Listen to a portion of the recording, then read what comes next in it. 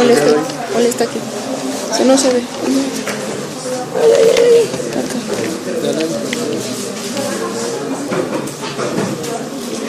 Entonces, tener en cuenta algunos principios que aplican en estos adolescentes, que son el principio de privacidad, de confidencialidad. Es decir, un adolescente necesita, inclusive para la parte que hacemos de la historia psicosocial, ciertos momentos a solas. Porque hay cosas, hay aspectos privados de su vida que obviamente adelante los papás no nos van a contar. ¿Cómo manejar esto? Porque uno se siente temeroso, bueno. Y si hay alguna situación, ¿qué hacemos con esos padres? ¿Cómo les vamos a decir?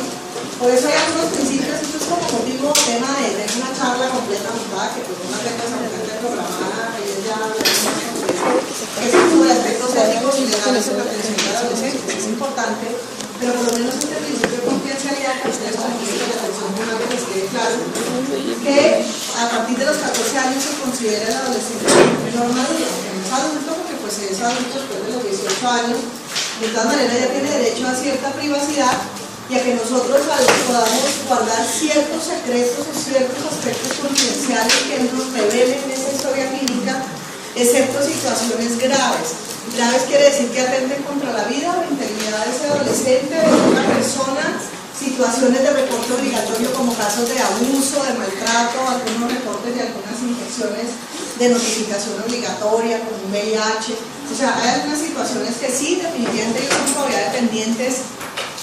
Ser menores de edad dependen legalmente, afectivamente, económicamente de sus padres, entonces ellos están en todo el derecho a que estas situaciones sean reveladas. Esto debe quedar muy claro con los padres y los adolescentes desde el comienzo para que ninguna de las dos partes se sienta traicionada. El manejo con los adolescentes es una triada, tenemos que mantener un equilibrio donde no desconocemos de todos los padres, pero también le damos mucha importancia ya a este adolescente, es muy importante lo que ellos nos cuenten, tenemos que dirigirnos más a ellos siempre en la consulta y saber hasta dónde llegarían esos límites. Obviamente pueden surgir muchos interrogantes, preguntas, hay situaciones, de pronto cuando veamos un poco el enfoque de riesgo, ya de situaciones específicas de riesgo podemos profundizar un poquito más en estos aspectos. Promover el autocuidado, o sea, hay que hacernos partícipes y personas activas en el cuidado de su salud. O sea, hasta ahí los papás estaban pendientes de darles de cómo alimentarlos, de cómo hacerles el aseo a los hijos, de muchos aspectos, de llevarlos a sus controles. Aquí es importante que ellos empiecen a preocuparse un poco, de que sepan que por lo menos una vez al año deben tener su control, dejarles tareas sencillas como que las niñas hagan su calendario mensual, dejarles algunas recomendaciones de hábitos saludables, pero para que ellos empiecen a asumir ese rol activo, motivarlos un poco, que a veces es pues, difícil, pero no, hay algunas estrategias que pueden ayudar. La atención es integral. Bueno, en la YEPI también hablamos de integralidad, ustedes lo van a ver claramente que el niño llega por diarrea, pero hay que averiguar más por un neurodesarrollo, nutrición, otra serie de aspectos, y eso habla de integralidad. Acá también, llegan por un dolor de cabeza o por cualquier motivo médico, pero debemos tener en cuenta aspectos de su crecimiento y desarrollo, un poquito más allá de la parte de evaluación de su salud mental, todo lo que tiene que ver con las conductas de riesgo y salud sexual y reproductiva. Lo ideal, que es difícil en las instituciones de salud porque nosotros compartimos consultorios con pediatras que ven niños más pequeños, con otros especialistas. Lo ideal sería que hubiera lugares exclusivos para adolescentes, y es lo que está tratando de proponer ahora toda esta documentos o programas de servicios amigables para adolescentes, pero que realmente el papel de 400 hojas, como lo veremos después cuando hacemos un poco de políticas de salud al final del semestre, eso del dicho al hecho es difícil y tratan de implementarlo en algunas instituciones, pero locativamente y funcional y administrativamente pues hace un tema un poquito complicado. Lo ideal sería que hubiera consultorios exclusivos para ellos, inclusive servicios dentro de una institución, o si se puede crear un centro solamente dedicado a la atención de adolescentes, que en Colombia ha habido unos poquitos intentos, pero han sido por ahora fracasos, ha sido difícil. La decoración debería ser apropiada para ellos, material educativo en las salas de espera o en los mismos consultorios, evitar barreras artificiales. O sea, lo ideal de un consultorio de adolescentes es como ustedes han entrado o han visto en sus rotaciones de psiquiatría, no sé, en las instituciones, cómo son los consultorios de los psiquiatras o de los psicólogos, donde no hay un escritorio teniendo una barrera entre uno se sienta acá y el paciente al frente. Desafortunadamente eso es difícil, el escritorio debe estar a un ladito, sobre todo para hacer la entrevista psicosocial deberíamos estar todos sentados como en un mismo plano, ver a un computador y tapándonos y ver la cara del adolescente. Todos esos detallitos son muy importantes, evitar cosas, interrupciones. Cuando hacemos la historia del adolescente y algunos tips, la entrevista tiene que ver, pues en general, sobre todo con todo lo que estamos preguntando de antecedentes, pero sobre todo con ese momento de la historia psicosocial que es tan importante. Hay algunas modalidades de cómo vamos a abordar al adolescente, porque uno dice, bueno, entra solo, entra con el padre, en qué momento va a entrar alguien al otro, cómo lo hago. Evitar interrupciones, establecer empatía, evitar actuar como padre o como otro adolescente. Ellos necesitan una figura adulta, pero que no sea el papá que lo regaña, lo juzga como persona, no puede juzgar una conducta, pero nunca juzgar al adolescente. Y tampoco busca otro joven, porque en ese caso es la parte de los amigos que van a dar sus consejos. Él está buscando una fuente seria, entonces uno cree que a veces vistiéndose y actuando como un adolescente se va a poner a la altura de ellos, que va a lograr más empatía, y eso es mentiras. Obviamente tiene que entenderlo, tiene que tener una mente abierta. A veces yo les entiendo algo de la jerga, pero si no les entiendo no debo tratar de hablar o de pronto entre comillas, como tú dirías, paila, sí, o alguna cosa que ellos emplean. Uno, pues como una persona ya profesional, les puede entender, pero a veces no. Oye, ¿qué me quieres decir? Porque si uno está en el derecho, hace que ya trabaja y hace talleres, y más ahora que yo tengo hijos adolescentes en este momento, en plena adolescencia, 14 y 17 años, y yo víctima de mi propio invento, y sí, en caso de Vero, pues no, es complicado, pero también es bueno mirar muchas cosas que ellos decían, muchísimas cosas. Yo los hijos míos no los hablo, los pacientes en general.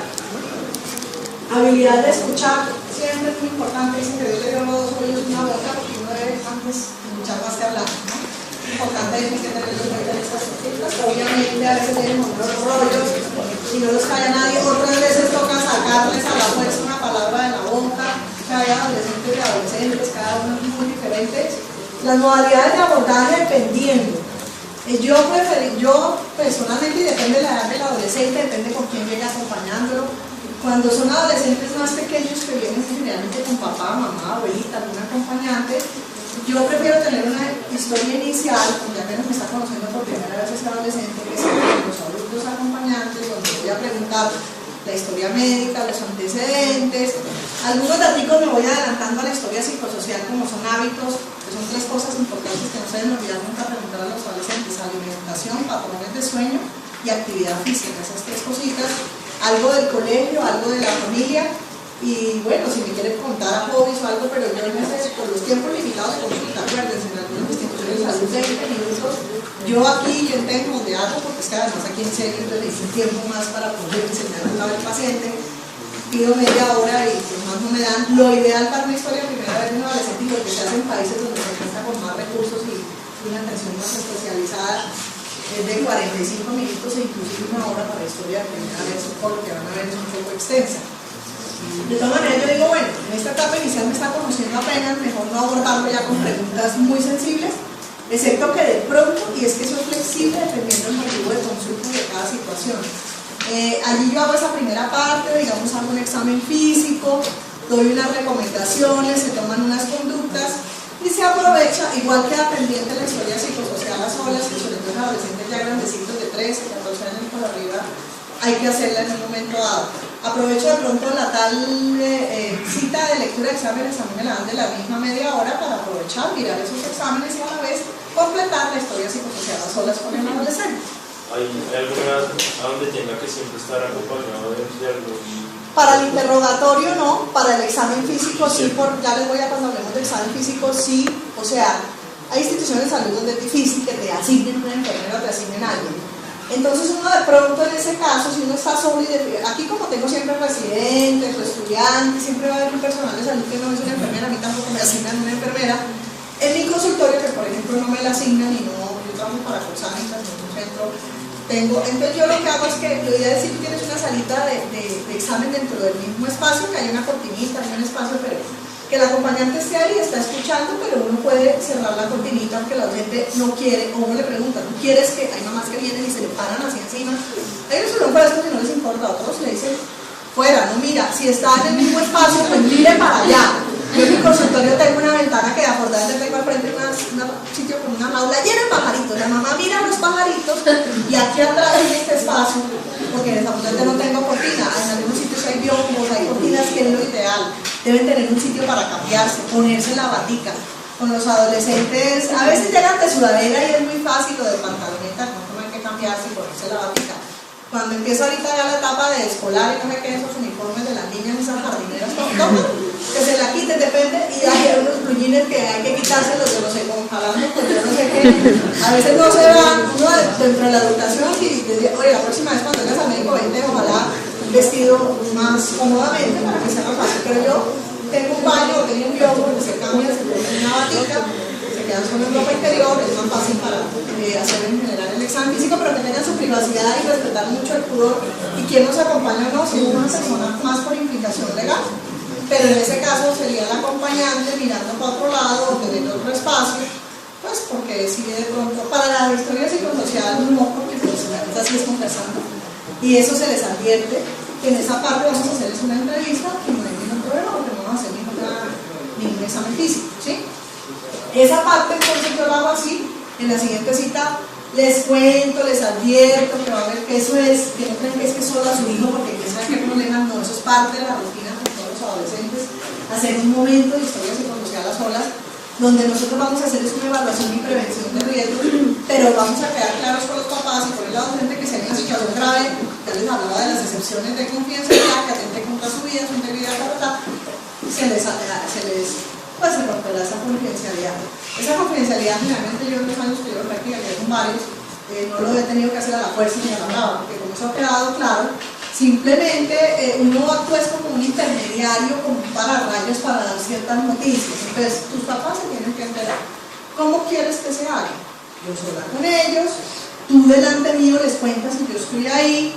A veces depende de la situación, eso que vete para tu casa y cuéntale, a menos de que no tenga pues teléfono de la mamá y todos los datos, uno le puede dar un plazo, porque es que una niña embarazada se va al consultorio y se puede ir a hacer abortar ahí mismo, o sea, hay cosas de cosas, hay situaciones donde uno, además dependiendo, ¿no? Evalúa y individualiza cada caso. Esa sería, digamos, una de las modalidades. Es importante, algunos prefieren un momento solo con los papás y después solo con el adolescente. Cuando están todos integrados, además es importante ver cómo es esa dinámica. Cuando uno ve que esa mamá regaña, no la deja hablar, se contradice, entonces uy, aquí hay un problema porque no quiere agarrar más a fondo. Y hay adolescentes grandes que llegan solos. Esos llegan solos porque ya tienen 17, 18 y pues ya no quieren, simplemente llegaron solos al centro por sus propios medios, se movilizan ya en transporte y llegan solitos pero ya grandes. En ese caso pues es más fácil de una vez establecer empatía, hacer la historia psicosocial. Si ya son grandes mayores de edad, pues de pronto ya el examen físico no habría problema en hacerlo sin un acompañante, sin ir a ver cómo se usa un acompañante para el momento del examen físico, si todavía es menor y llegó solo, por ejemplo, esos de 17, ¿sí? Pero generalmente esos grandes sí necesitamos en un momento dado a los padres. Ahora gracias a las ayudas, a veces ellos prenden ahí el altavoz y estamos como en comunicación con los papás, dando la mamá por allá los antecedentes a través de esos medios. Es increíble, pero pues sí, ponemos ahí el celular, o le dejo de tarea, me traes los antecedentes de esto y de esto, tu carnet de vacunas la próxima vez, o sea, alguna información de antecedentes que ellos no tienen, no conocen muy claramente. Bueno, resaltar siempre características positivas de los adolescentes, no todo es malo, ellos son muy creativos, tienen mucha energía, o sea, hay una cantidad de cosas que nosotros tenemos que analizar y resaltarles todas esas cosas buenas que tienen, tener en cuenta las actitudes no verbales, una cosa es lo que dicen con palabras y otra lo que están expresando en un momento dado cuando la voz se les corta, como que ya van a llorar, como que les tiembla la voz, algunos movimientos de las manos nos hacen pensar que pues, puede haber alguna ansiedad o algún problema. No ignorar a la familia, la aproximación debe estar orientada al desarrollo psicosocial, o sea, tratar de ver en qué etapa está, entonces va a tener de pronto estas características, entonces yo oriento hacia ese tipo de características o de problemática en esa entrevista. Ser muy claro y mostrar siempre interés y preocupación. Definitivamente hay gente que no, que los adolescentes nos inspiran un rechazo, les inspiran un rechazo, no son capaces, no saben cómo. Es preferible tener la honestidad de emitirlos a alguien que se sienta gustoso, pero lo más importante y esto es un arte realmente, ver los adolescentes que no necesitan los conocimientos, pero más es actitudinal, es abrirse un poco y es realmente que queremos que interesado y se sienta gusto. Empezar con algunas preguntas abiertas. Estos son algunos tips o herramientas que ayudan a cómo romper el hielo, cómo lograr toda esta información que queremos, ir como de lo general a lo específico. O sea, si un adolescente llega a una niña con un dolor bajito, a urgencias, con un retraso menstrual, y uno de frente así a la brava, delante de la mamá le pregunta, ¿usted ha tenido relaciones sexuales? Imagínense cómo. No empezar